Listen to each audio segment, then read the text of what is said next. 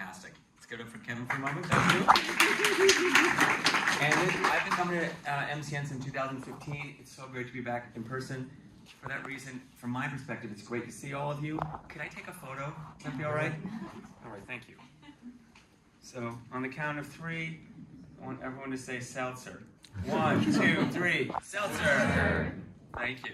There you go. So, I am Barry Joseph. I'm from the Brooklyn Seltzer Museum and Factory Tour. The Brooklyn Seltzer Museum is dedicated to preserving and promoting the effervescent history of seltzer water as a cultural force in both New York City and around the world.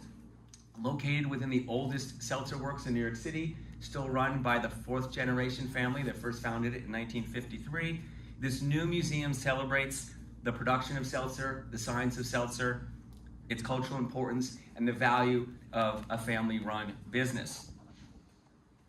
We were very lucky. Before we even opened the doors to the museum, we had a front page article in the New York Times. As a result, before that week was up, we had 1,000 people who were pre-qualified leads who signed up for our newsletter.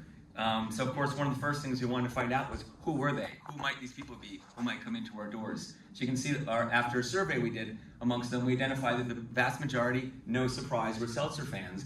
But just before that, experience seekers. Seltzer, what's that? I want to find out, right? It wasn't because they knew seltzer and they were nostalgic about it or loved it. They wanted to see what was this new experience. And about half those numbers were activity directors. Those are the people who would say, I need to manage my family doing something fun on the weekend, or a friend's coming to town, or I have to do something for work.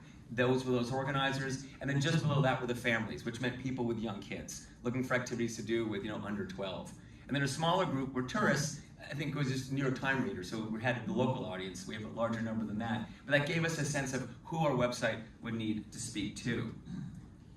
So we built it with WordPress and the flexible and powerful Divi Builder, which I'm happy to talk about if you want to talk to me one-on-one. I love that tool, with our Texas-based developer, Jason Bean of BN Positive Communications. We figured we could add content as we needed, developing the site iteratively to meet our needs and those of our new visitors. It's sort of like a desire path. If you're not familiar with the idea, it's like before you build the park, you just have no paths. You see where people walk, and then that's where you put down the concrete. So we added concrete, which is to say content. We made new paths. We added gift certificates, a shop, virtual content, press coverage, events, and on and on. And the content grew, as is the animation, like weeds. So before long, it was quite a mess. It wasn't clear to anyone what was on the site or how you would find what you were looking for. We were getting questions daily that the website should have answered, which was taking our time and making an extra lift for the people visiting our site. So we use SharpSpring, which is our email system, which has a CRM function, to learn what paths visitors were taking. They would land on the site, they would buy a ticket, how long did it take them to get there, what circuitous route do they have to take, and how could we essentially reduce the friction. Over this past summer, we worked with a graduate student from NYU to critique and redesign the site.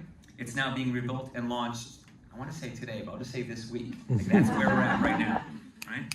So old navigation was on the top. When we first launched it, it grew to the one in the middle. Those were the weeds, and it's about to be what's on the bottom. A few modifications, we eventually removed one of those. So events, virtual tour, press, team, shop, contact, small number and small number of words. But that's just about the half of it. Oh, and I love the FAQ page. Yes, all those questions we're getting by email for the last year and a half, now they can be answered on the website before they ask us. So that's one part. There's a whole section of the website. This is its own giant weed. We tried to bring onto the website as much of the content from the museum as possible so people around the world could experience it. It's enormous, and it's no longer connected to the space. So this is not a video of us. Video, will you play? Sorry. Okay, so if it was playing, I'll just back up then. So we're working with graduate students from the Pratt Institute to remove this multi-sectional virtual tour with an immersive, interactive Matterport scan of the museum. So you'll be able to work through a 3D model of the space and then click on buttons to watch the videos, read the text, hear interviews from the tours, and all of that rich content will be relocated in space, but a 3D space. And the next year, we'll probably start all over again. Thank you.